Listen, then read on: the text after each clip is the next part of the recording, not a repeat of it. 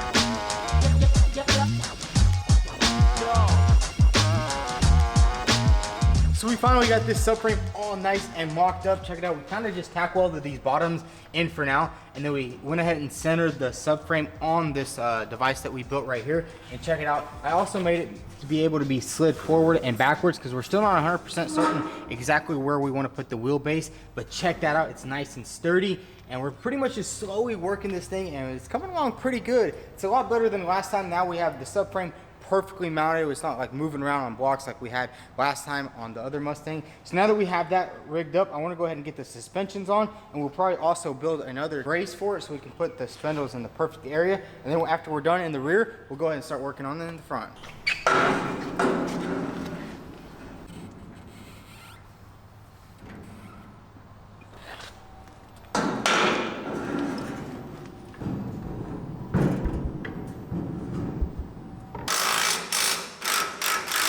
Pretty much have everything nice and lined up in the back. We went ahead and put these control arms on, And we're gonna go ahead and leave it at that. Now what we're gonna do is go ahead and do the same exact thing in the front, start setting up all the front suspension points, and then we're actually gonna start measuring all the distances. So check out the front, guys. It's basically the same exact thing we did in the back. We did it in the last episode. Now that we pretty much have everything set up and almost lined up, now what we need to do is go grab some new frame rails. We will actually use some of the frame rails from that Mustang over there, but we do need a lot of redesigning on it. So let's go grab some steel and we'll be right back. So it's the next day here at the shop. We actually got back from the steel store. In the last part, we did get these new frame rails right here, and I kind of just set them on top of this new subframe that we have right here and just threw them lengthwise. Now what we need to do is start working on the suspension setup points. This is gonna be pretty simple. All we need to do is build a bracket that goes simply just like that, 4 bolts, and this thing will be bolted on. And I was actually messing around with the plasma table the other day, and I actually cut out this plate right here, and this is basically just gonna go just like that. I kind of messed up the measurements, so I gotta redo it. I was kind of just late at night. I was testing some stuff out, and pretty much that's just gonna get welded just like that onto there, and then we'll drill some holes, and pretty much all these control arms will be perfectly mounted to the frame. And then we'll also add gussets. We will go with a little bit thicker metal. We did also get some more of that, and then bam, just like that, sets it all up. The suspension points will be mounted perfectly to the frame. Here's a piece of metal we're actually gonna be using for our control arm mounting points, and we are gonna be using our Arc 1 CNC table from the guys over at Arc 1. We really haven't been using it lately because we have been working on our McLaren and some other builds, but now we're back and ready to start building this custom Mustang. So we're gonna go ahead and use it, and I do have most of the dimensions in the computer. We're gonna go ahead and do a little bit of adjustments and then cut the piece out.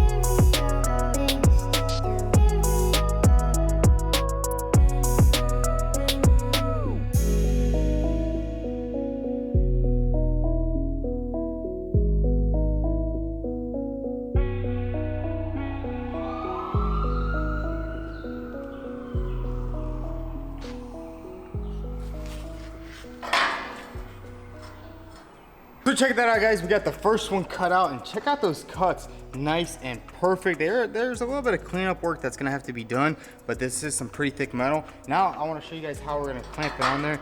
Pretty much just like that right there. Grab this clamp.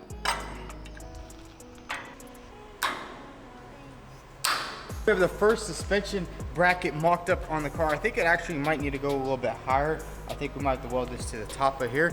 And then after we got the suspension on there, pretty much all we do is add the shock on there, and the whole entire suspension setup is done. It's a lot simpler than the Mustang suspension, which has the big old strut and it has all kinds of weird movements and stuff like that.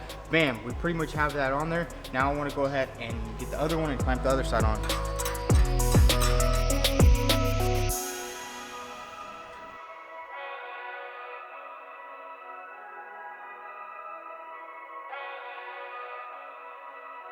So check it out, we got both sides clamped on, and man, these brackets turned out pretty awesome.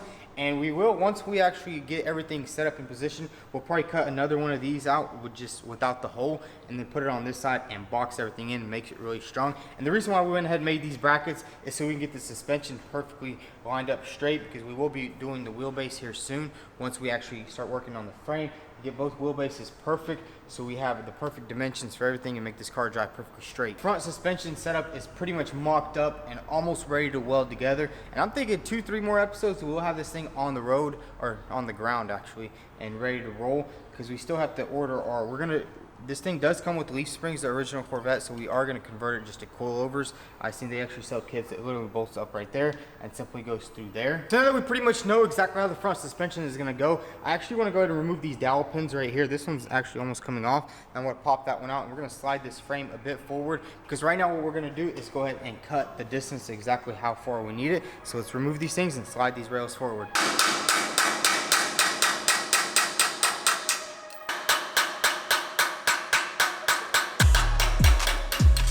front dowel pins removed. Now pretty much all we need to do is take this clamp off right here, move this forward, and we're gonna measure out exactly how far back we need to cut these rails and get them cut. And then we'll start figuring out a way how we're gonna attach them to the body of the car.